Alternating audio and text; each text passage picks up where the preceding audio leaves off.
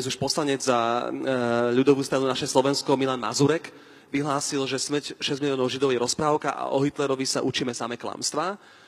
A súd to nekvalifikoval ako trestný čin, vlastne sa to nedostalo ani na súdne pojednávanie. Ako vy vnímate, čo by sa muselo na Slovensku dnes povedať, aby to bol nejaký trestný čin v tomto smere? Alebo naozaj dospeli už tak ďaleko, že sa môže povedať všetko? Teraz sa poviem trošku inak, bodaj by, lebo vás opravím.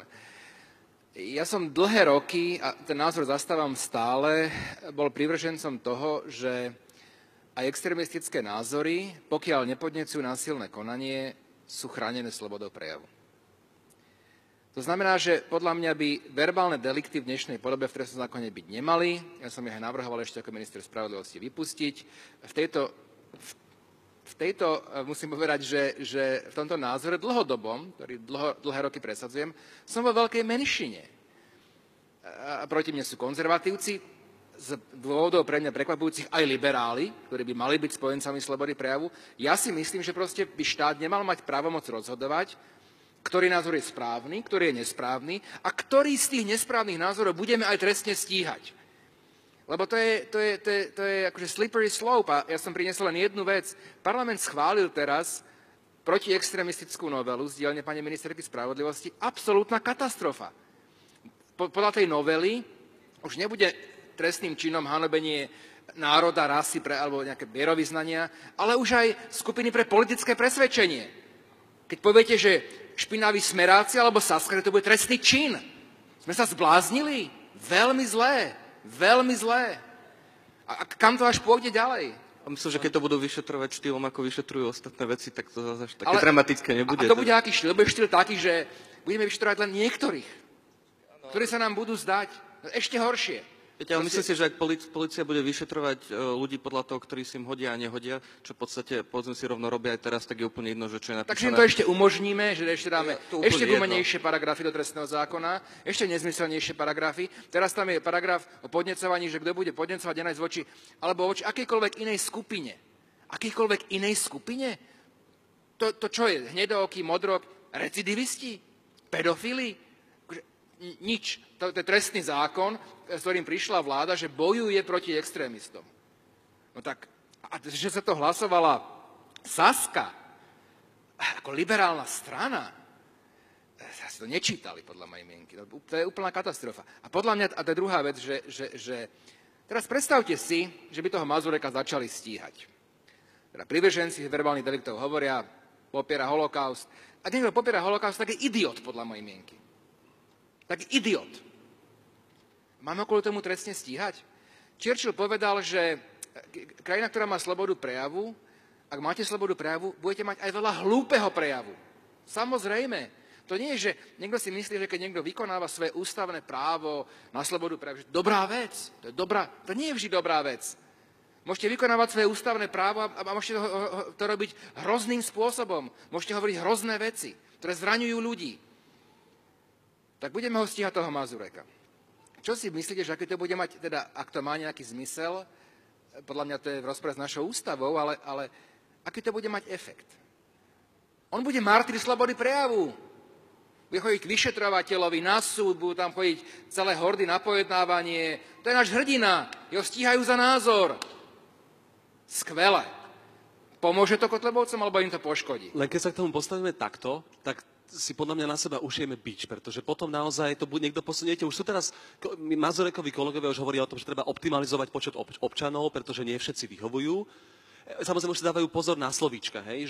Že Slovenské hnutie obrody hovorí o tom, že veľmi dobré boli niektoré tie metódy, ktoré sa používali v koncentračných táboroch, pretože ako ukázalo sa, že to malo to efekt. Hej? A oni nepovedia, že bolo dobre zabíjať, neviem čo, nejakú etnickú skupinu, ale mám pocit, že sa posúva ten diskurs už tak ďaleko, že ako keď neurobíme žiadne stop, nepilíme si pod sebou konár, že potom niekto povie, tak viete čo, tak zabíme týchto 10 000 ľudí, pretože strašne otravujú v tej krajine a robia ako, vy si hovorili, že teda to vyzývanie na násilie, ale kde je tá hranica, čo už je vyzývanie na násilie, keď ten človek povie, zoberete si sekery a poďte, alebo povie, trebalo by znížiť počet ľudí, pretože máme veľa ľudí na Slovensku a práce je málo. Viete, že keď nikto nenastaví žiadne hranice a tie hranice sa stále posúvajú a tým, že súdnictvo je neefektívne, tak proste majú ľudia pocit, že to není schopné nastaviť nejakú brzdu, tak kde bude tá hranica? Tá hranica, ako som povedal, a k tomu sa vrátim, čo ste vy kritizovali, že ten prejav už nie je chránený, ktorý podnecuje násilné konanie. A teraz, áno, pripúšťam, že v niektorých prípadoch bude tá hranica ťažko proste, už podnecuje, nepodnecuje. Áno, keď skinhead hlavný zahlási pred osadou, poďme ich zlinčovať, to je jasné, to je podnek k násilnému konaniu. Niektoré prípady budú viac na hrane. Ale aké je riešenie? Riešenie je, že všetko zakážeme. Proste posunieme tú hranicu slobody prejavu o 10 metrov ďalej. To nie je žiadne riešenie, lebo budú aj hraničné prípady. Vždy budú aj hraničné prípady. Ale vy sa pýtate, že čo na takéto názory? Ja hovorím, že na takéto názory extrémistické je riešením viac diskusie. Aj na školách, aj návštevy Osvienčimu, OK. Proste viac diskusie. Nie zastaviť diskusiu, nie ju zablokovať. Viete, prečo podľa mňa vyhral aj v Amerike Trump? Lebo ľudia proste mali pocit, že pokiaľ prejavia nejaký názor, tak dostanú hneď nejakú nálepku. Rasistu, sexistu, homofóba. Už dneska je bežné, že keď niekto je proti registrovaným partnerstvám, už je homofób. Lebo proste treba ľudí onálepkovať. A jediná... To nie je pravda. Pozrite sa, keď niekto je sexista a Trump je sexista, tak to neznamená, že má nálepku sexistu. On proste taký naozaj je. A on sa za to ani nehambí. Ja hovorím o voličoch. A dnes každá skupina je chránená, u nás už aj trestným zákonom, už naozaj, že skoro každá. Jediná skupina, ktorá chránená nie je takože tá biela lúza, white trash. A dokonca vysoká úradnička nášho ministerstva to spomína v diskusiách, akože Trumpa zvolili white trash. Tak to myslíte vážne proste. Akože. To je jediná skupina, ktorú je možné hanobiť ad libitum. Ale to vôbec nie je pravda.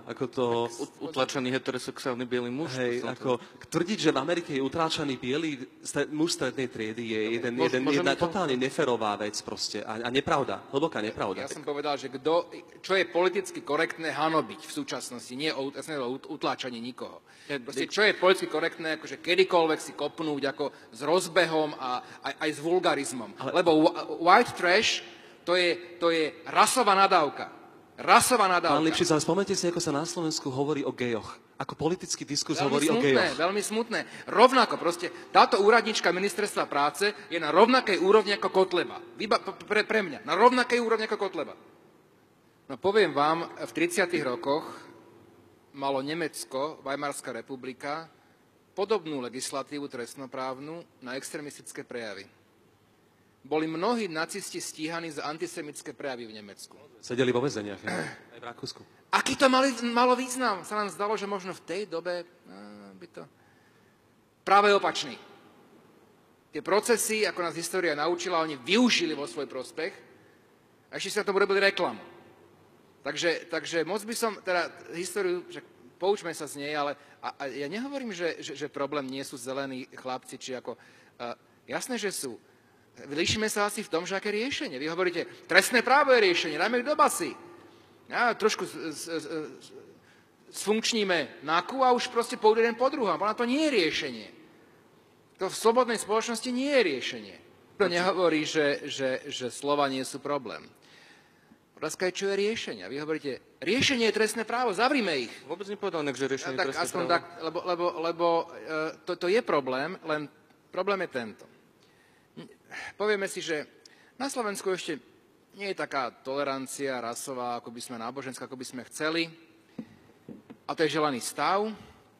Takže prejavy, ktoré podporujú netoleranciu, zakážeme. Strašne pekná myšlienka. Ten problém je, že vlastne vy týmto dávate štátu kompetenciu rozhodovať, kde sa nachádza pravda. Štát to bude rozhodovať. A v trestnom zákone. Proste to je podľa mojej mienky veľmi nebezpečné. A priznám sa, že ja som v šoku, že práve liberálne elity sú čoraz čoraz častejšie zástancami obmedzovania základných práv, slobody prejavu, slobody zhromažďovania, slobody združovania. Lebo sa nám nepáči. Podľa mňa len jedna veta, proste mne sa zdá, že opak by mal byť pravda, čo som povedal, viacej prejavu. Proste, áno, samozrejme treba konfrontovať týchto ľudí, ale nie tak, že im to zakážeme, ale práve to bude mať opačný efekt, obávam sa. Pán Lipšic, jedine liberálne elity sa tu snažili tieto hodnoty presadzovať v tejto krajine. Jedine. Viac slobody prejavu, viac demokracie, viac občianskej spoločnosti, otvorenejší diskurs, väčšiu toleranciu. Slobody prejavu? Jednoznačne. A ako to proste nie je, to je konšpiračné myslenie, to už kam zachádzate. Keď tvrdíte, že liberálne elity tu chcú obmedzovať slobodu slova. Vôbec nie, naopak. Ja za slobodu prejavu od roku 2000 som pomerne o tom veľa hovoril a som veľakrát.